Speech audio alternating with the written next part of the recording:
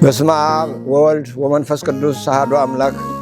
የምሕረት የቸርነት ይቅርታ ባለቤት እግዚአብሔር አምላካችን ምሕረት የቸርነት ይቅርታ ሳይለየን ይህን ጊዜ ስለባረክልን ስለቀደስክልን ክብር ምስጋና ውዳሴ ላንተ ይሁንልን። አምላካችን እግዚአብሔር በዚህ ሰዓት ደግሞ በፊት እንድንሆን ስለረዳህ እናመሰግናለን። በዚህ በምናስተላልፈው በቃልህ እኛንም ሰሚዎቹንም እንድትባርካቸው ፈቃድ ይሁንልን። ክብርና ምስጋና ለተቀደሰው ስም ይሁን ዛሬም ዘወትርም ለዘላለሙ አሜን። የተወደዳችሁ ኦርቶዶክሳውያን በዚህ ሰዓት አጠቃላይ ደብረ ዘይት ብለን ስለምንጠራው እኛ የጌታችን የኢየሱስ ክርስቶስ ትምህርት ስለ መምጣቱና ስለ ዓለም ማለፍ ባስተማረው ትምህርት ላይ ትንሽ ደቂቃዎች ለማሳለፍ ነው። እንግዲህ በኢትዮጵያ ኦርቶዶክስ ተዋሕዶ ቤተክርስቲያን የአብይ ጾም ካላንደር አቆጣጠር መሰረት የመጀመሪያው ዘወረደ ነው፣ ሁለተኛው ቅዱስ ነው፣ ሶስተኛው ምኩራብ ነው፣ አራተኛው መጻጉዕ ነው። አሁን ይሄ አምስተኛው እሁድ ደብረ ዘይት ነው። እንግዲህ ደብረ ዘይት በኢትዮጵያ ኦርቶዶክስ ተዋሕዶ ቤተክርስቲያን የአብይ ጾም የካላንደር የቅዳሴ ስነስርዓት መሃል ላይ የጾሙ መካከል ላይ የሚውል ነው እና ትምህርቱ የተሰጠው ይሄ ትምህርት ከሆሳዕና ቀጥሎ ባለው ማክሰኞ ነው የተሰጠው እና የተሰጠውም ከቤተ መቅደሱ ትምህርቱን ሰጥቶ ከጨረሰ በኋላ በማቴዎስ ዘገባ ነው የማወራው። ከቤተ መቅደሱ ትምህርቱን ከሰጠ በኋላ ኢየሱስ ከመቅደሱ ወጥቶ ሄደ።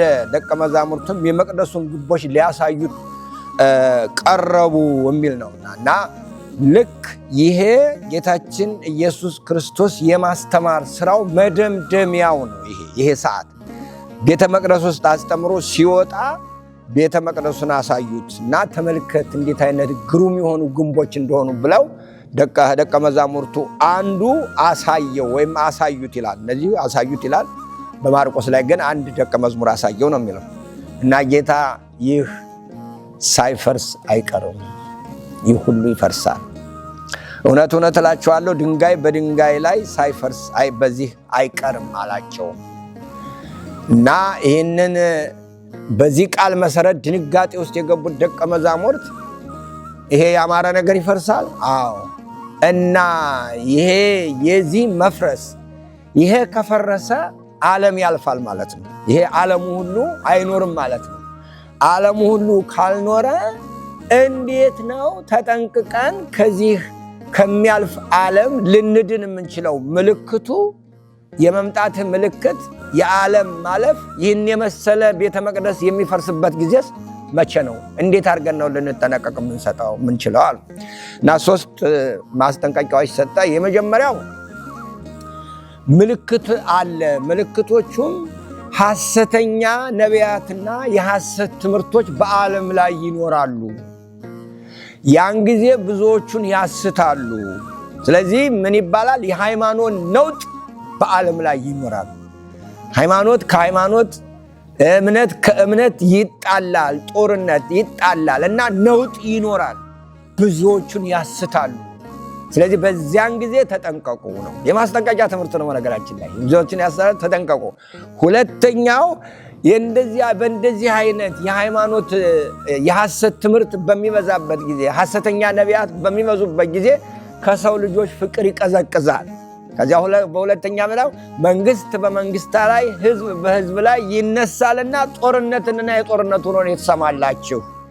ይህንን በምትሰሙ ጊዜ ተጠንቀቁ። የማስጠንቀቂያ ትምህርት ነው። ይህም ሁለተኛው የማስጠንቀቂያ ትምህርት ነው እና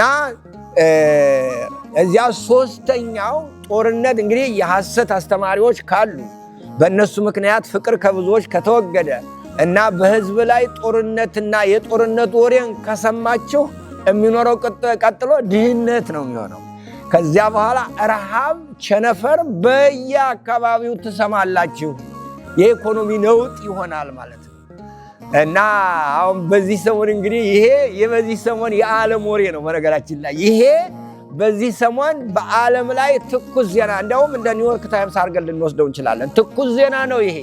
በዓለም ላይ አሁን የምንሰማው የጦርነትና የጦር ወሬ፣ በዚያ ላይ የኢኮኖሚ ነውጥ፣ በዚያ ላይ የጦርነቱ ምክንያት የሃይማኖት አክራሪነት፣ እነዚህ ሁሉ በዓይኖቻችን እያየን ነው እና ምን እናርግ? ተጠንቀቁ፣ ተዘጋጁ። ይህንን ባያችሁ ጊዜ ክርስቶስ እንደሚመጣ፣ ይህን ስታዩ ይመጣል አይደለም፣ ክርስቶስ እንደሚመጣ ይህ ዓለም እንደሚያልፍ ተዘጋጁና እናንተ ግን የመንግሥተ ሰማያትና የዘላለም ሕይወት ተከታዮች ስለሆናችሁ ለዘላለም ሕይወት ተጠንቀቁ ነው ጥያቄው። እና መጨረሻ ላይ አንድ ምሳሌ አቅርቧል። እሱን እነግራችኋለሁ። ኢየሱስ ምግባቸውን በጊዜው ይሰጣቸው ዘንድ ጌታው በቤተሰቦቹ ላይ የሾመው ታማኝና ልባም ባሪያ ማን ነው? ጌታው መጥቶ እንዲህ ሲያደርግ የሚያገኘው ያ ባሪያ ብፁዕ ነው። እውነት እላችኋለሁ ባለው ሁሉ ላይ ይሾመዋል። ያ ክፉ ባሪያ ግን ጌታ እስኪመጣ ድረስ ይዘገያል ቢል በልቡ ቢያስብ ባልንጀሮቹን ባሮቹን ሊመታ ቢጀምር ከሰካራሞች ጋር ቢበላና ቢጠጣ የዚያ ባሪያ ጌታ ባልጠበቃት ሰዓት ይመጣልና እና ደግሞ እድሉንም ከወንጀለኞች ጋር ያደርገዋልና እናንተ ተጠንቀቁ። መቼ እንደሚመጣ አታውቁም። ዛሬ የእያንዳንዳችን ቀን ዛሬና አሁን ነው። ስለዚህ ደብረ ዘይትን አሁን የምናስብበት ሰዓት ነው። የክርስቶስን መምጣት ተዘጋጅተን የምንጠብቅበት፣ ሁልጊዜ የተዘጋጀን እንድንሆንና ዝግጁ ክርስቲያኖች እንድንሆን ትምህርት የሚሰጥ ጊዜ ነውና ሁላችንም ለዚህ እንድንዘጋጅ ያስፈልጋል። የመከረን ያስተማረን አምላካችን ክብር ምስጋና ይግባው። ስለሰማችን እግዚአብሔር ይስጥልኝ። የእግዚአብሔር ጸጋ ከእናንተ ጋር ይሁን። መልካም ጾም